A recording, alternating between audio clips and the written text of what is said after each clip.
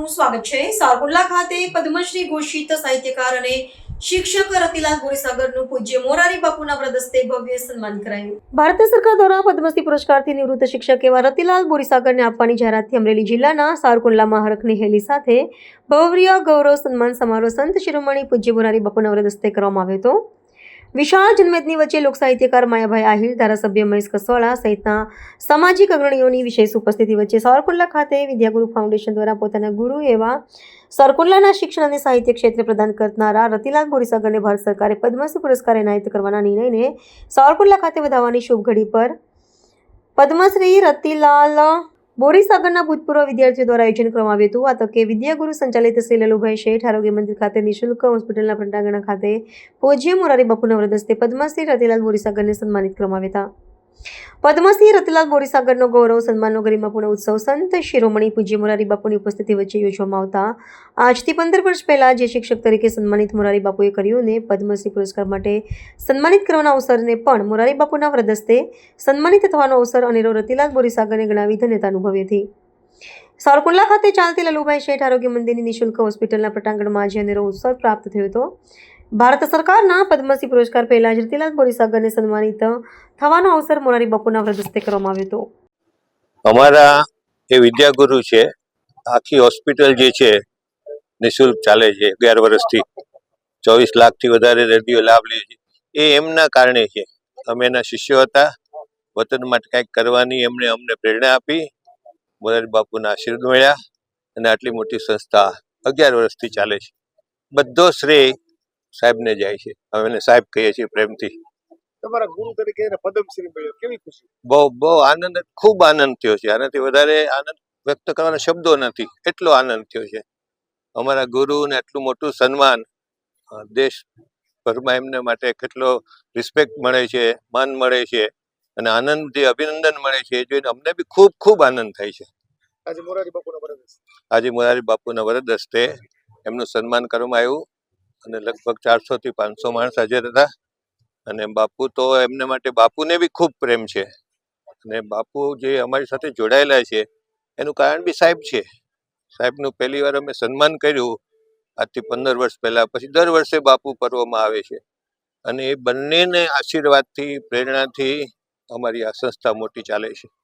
એટલે અમે ખૂબ ખૂબ આનંદ થયો છે અને સાહેબને મોઢું પણ યોગ્ય સન્માન મળ્યું છે।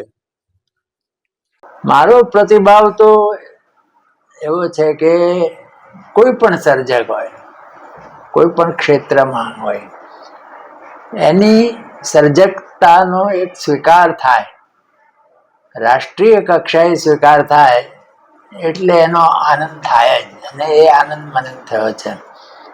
બીજો વિશેષ આનંદ એ થયો છે કે કદાચ પહેલી જ વાર ગુજરાતી હાસ્ય સાહિત્યને મુખ્ય ધારામાં પ્રવેશ મળ્યો છે એમ કહેવાય।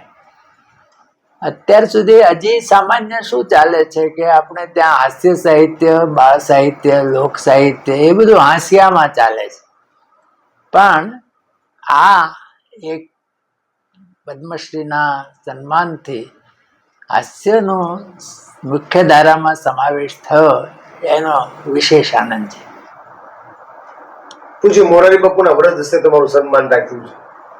હા, એટલે આમ તમને કહું, એમાં મને યાદ આવે છે કે 2011 ત્યારે આ જે ટ્રસ્ટ સ્થપાયું એનું જે ભૂમિકા છે એ છે કે 2011ની 5મી જાન્યુઆરીએ પૂજ્ય મોરારી બાપુના હસ્તે મારું સન્માન થયેલું એક શિક્ષક તરીકે।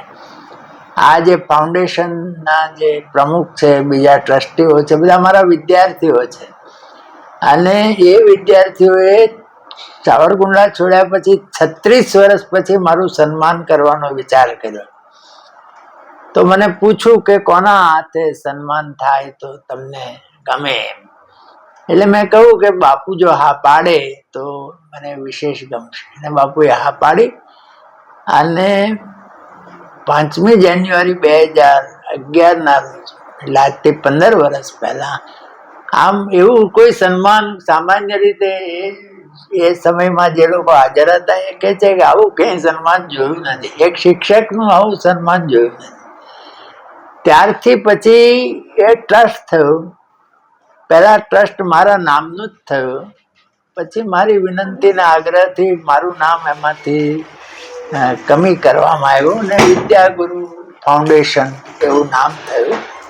પછી એ શૈક્ષણિક ને સાહિત્યિક પ્રવૃત્તિઓ થઈ અને પછી એમાંથી હોસ્પિટલનો વિચાર થયો. પણ આ પહેલા પર્વથી એટલે 2011થી આજે 2026 છે, પહેલા પર્વથી આજ સુધી દરેક પર્વ વખતે મોરારી બાપુની ઉપસ્થિતિમાં જ કાર્યક્રમ થાય છે. એટલે આજે આ સન્માનનો કાર્યક્રમ પણ બાપુની ઉપસ્થિતિમાં થયો અને બાપુના હસ્તે સન્માન થયું, એનો મને વિશેષ આનંદ છે.